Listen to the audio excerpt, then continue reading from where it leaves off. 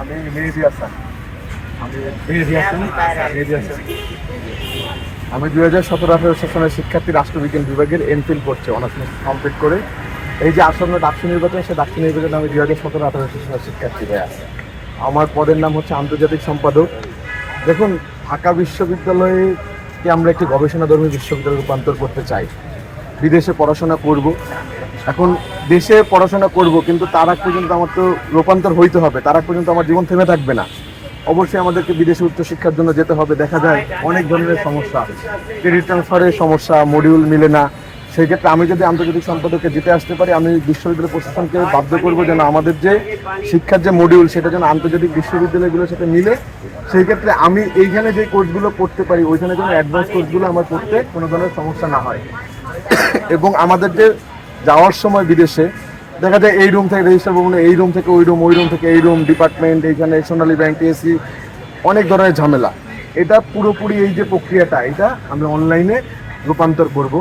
এবং আমাদের এই যে প্রক্রিয়ার মধ্যে যে খরচটা, বিশ্ববিদ্যালয়ে প্রচুর পরিমাণে অন্যায্যভাবে আমাদের কাছে দাবি মানে টাকা আদায় করে, এই টাকাটা যেন তারা আদায় করতে না পারে, এটার জন্য আমার সর্বোচ্চ চেষ্টা থাকবে। এবং আমি প্রতিশ্রুতি দিচ্ছি, এবং প্রতিশ্রুতিতে আমরা যে বাস্তবায়ন করবো এটার পক্ষে অঙ্গীকারবদ্ধ। এবং আমি আপনাদের কাছে একটাই দাবি করব যে আপনারা সকলকে দোয়া করবেন। আমি আবারও রিপিট করছি, আপনারা সকলকে, আমরা পরিশ্রম করছি, আপনাদের জন্য কাজ করেছি, সামনেও কাজ করার প্রতিশ্রুতিবদ্ধ আছি। আপনারা আমাদের জন্য দোয়া করবেন, সকলের জন্য দোয়া করবেন, কিন্তু ভোটটা যোগ্য প্রার্থীকে দিবেন। আমি যদি যোগ্য হই আমাকে দিবেন, অন্য কেউ যদি কনভিন্সিং মনে হয় যে না সে বেশি যোগ্য, তাকে দিবেন। আমার জন্য দোয়া রাখবেন। মেহেদী হাসান, আন্তর্জাতিক সম্পাদক, বেলার। আপনি ভাই মুজিব হলে গিয়েছিলেন? জি, একটা এনশিওর কিভাবে আমরা এনশিওর আপনি এই কাজটা যে করবেন, এটা আপনার সিকিউরিটি কিভাবে মানে আচ্ছা দেখেন, আমি যদি বলি বাংলাদেশের যে দীর্ঘ 17 বছর ভোটাধিকার নেই, আমি বিশ্ববিদ্যালয়ে 2018 সালে এসেছি। 18 সালে আসার পর থেকে এখন পর্যন্ত গণতন্ত্রের প্রশ্ন, গণতন্ত্র তো আমাদের মৌলিক অধিকার, সেই গণতন্ত্র পাইনি। এই গণতন্ত্র পুনরুদ্ধার করতে গিয়ে আমি ফার্স্ট ইয়ারে 2বার হামলার শিকার হয়েছি। 2023 সালে হামলার শিকার, এই যে আমার হাতের মধ্যে একটা কাটা দাগ দেখতেছেন, আমার হাতের মধ্যে এখনো রড দেওয়া, লড়াই করেছি।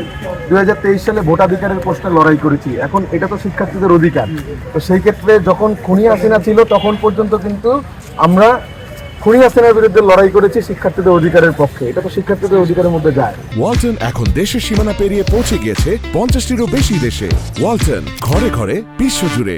এখন খুনি হাসিনা নেই। দীর্ঘ 1 বছর ধরে আমরা শিক্ষার্থীদের জন্য নানা ধরনের কার্যক্রম করেছি। আমরা কমন মেডিটের মাধ্যমে ক্যাম্পাসের মধ্যে কিন্তু শিক্ষার্থীদের স্বাস্থ্যসেবা দিয়েছি। ছাত্ররা বিভিন্ন সময় পলিসি অ্যাডভোকেসি করেছে, ঠিক আছে। আমরা খাবারের যে মান সেটা বৃদ্ধির জন্য আমরা বারবার স্মারকলিপি জমা দিয়েছি। এবং শিক্ষার্থী বিশ্ববিদ্যালয় প্রশাসনকে বারবার কিন্তু আমরা কি করেছি, দাবি জানিয়েছি। এবং সামনেও আমাদের যে দাবি এটা অব্যাহত থাকবে। এতদিন হয়তো বা আমরা কি মানে আমরা যদি নির্বাচিত হই, বিশ্ববিদ্যালয় প্রশাসন তো আমাদের কাছে দায়বদ্ধ, আমরা শিক্ষার্থীদের নিয়েই আমরা এই দাবি মানিয়ে ছাড়বো ইনশাআল্লাহ। এটা শুধু প্রতিশ্রুতি নয়, আমাদের পরিবর্তন করব এবং এইটার জন্য আমরা প্রতিশ্রুতি। জি, মানে আমরা যে আমরা স্বাধীনতা কথা বলতে পারি, আমরা একটা মানে চাওয়া পাওয়ার একটা জায়গা আছে, এই জিনিসগুলো আসলে আমরা বুঝতে পারি যে আসলে আমাদের চাওয়া পাওয়ার জায়গাটা কি, বা আমরা একজনের কাছে যে আমাদের একটা অ্যাকাউন্টেবিলিটির যে একটা যেন বাংলাদেশে আর ফ্যাসিবাদ না হতে পারে, এই জন্য আমাদের লড়াই ছিল। আমার লড়াই 8 বছরের, আমার দলের লড়াই 17 বছরের। এবং সামনে যেন কেউ ফ্যাসিবাদ না হতে পারে, বারবার আমাদের ছাত্র সংসদ নির্বাচন প্রয়োজন। আমরা আসবো, আপনাদের কাছে ভোট ভিক্ষা করব, আমরা আমাদের কাজ দেখাবো। যদি কাজে আপনারা সন্তুষ্ট হন আমাদেরকে ভোট দিবেন, যদি কাজে সন্তুষ্ট না হন অবশ্যই এবং অবশ্যই আমাদেরকে ভোট দিবেন না। ভাইয়া আমার জন্য দোয়া করবেন ভাই।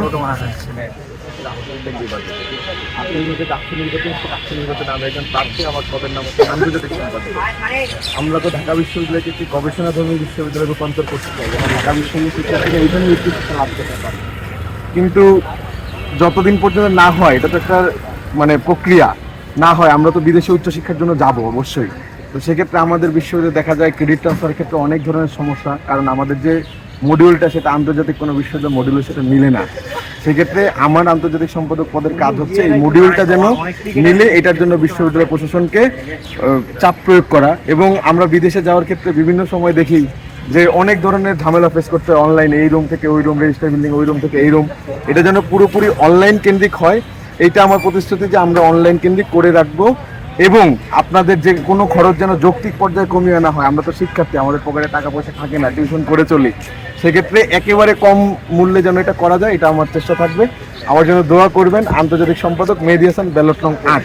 এই যে মেহেদী হাসান, আন্তর্জাতিক সম্পাদক, আন্তর্জাতিক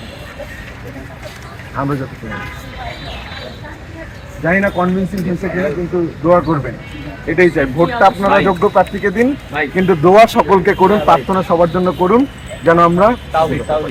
ধন্যবাদ আপু, ধন্যবাদ।